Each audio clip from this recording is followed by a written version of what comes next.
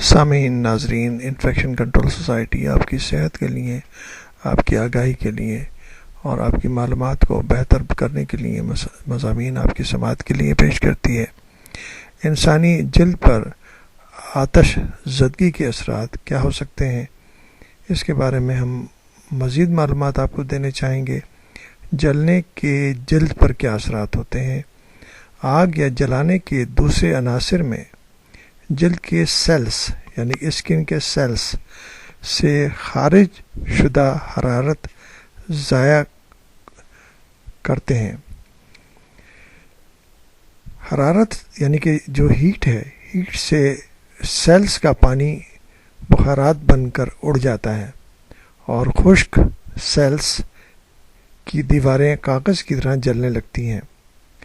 جلنے والے خلیوں یعنی کہ سیلز سے پانی اور زہریلے کیمیکلز خارج ہوتے ہیں جو دوسرے سیلز کو گھلانا اور گلانا شروع کر دیتے ہیں۔ مریض پانی کی کمی کا شکار ہو جاتا ہے، جبکہ کیمیکل اس کے دل اور دماغ اور گردوں کے افعال کو شدید متاثر کرتے ہیں۔ اسی لیے آپ نے مشاہدہ کیا ہوگا کہ ڈاکٹر ایسے مریض کے جسم میں پانی کی کمی پوری کرنے کے لیے فوراً ڈرپ لگاتے ہیں اور جراثیم سے تحفظ کے لیے اینٹی بایوٹکس ادویہ شروع کر دیتے ہیں۔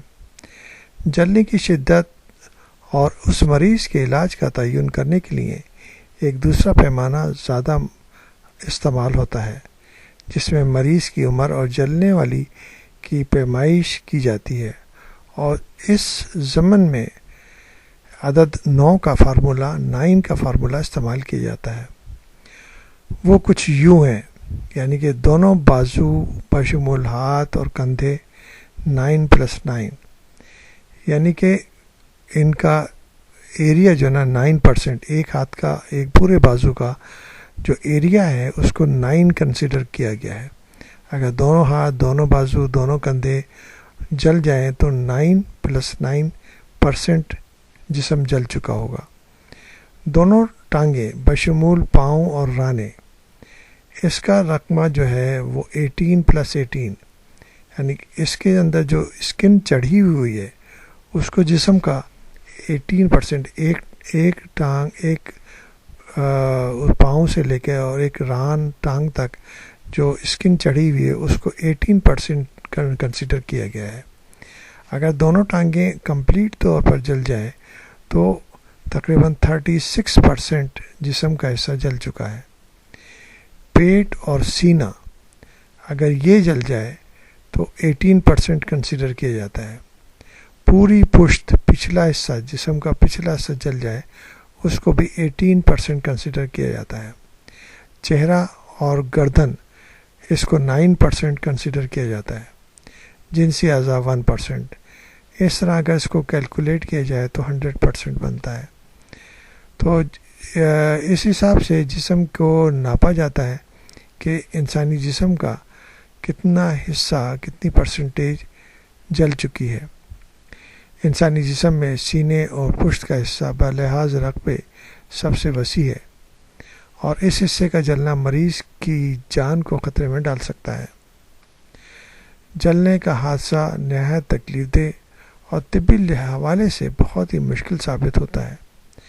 اس لیے جلنے کا علاج ایک مکمل اسپیشلٹی بن چکا ہے، اور مختلف مراکز جہاں ان حادثات کا امکان ہو وہاں ایک مکمل برن یونٹ لازمی ہوتا ہے، جہاں فرسٹ ایڈ سے لے کر پلاسٹک سرجری تک کی سہولتیں میسر ہوتی ہیں۔ جلد کے جلنے سے اعصابی ریشے، خون کی نالیاں برہنہ ہو جاتی ہیں۔ درد کی شدت مریض کے لیے انتہائی تکلیف دہ، ناقابل برداشت ہوتی ہے۔ بس اوقات مریض کو پرسکون رکھنے کے لیے مورفین یا دوسری نشاور مسکن دوائیں دینا ضروری ہو جاتا ہے۔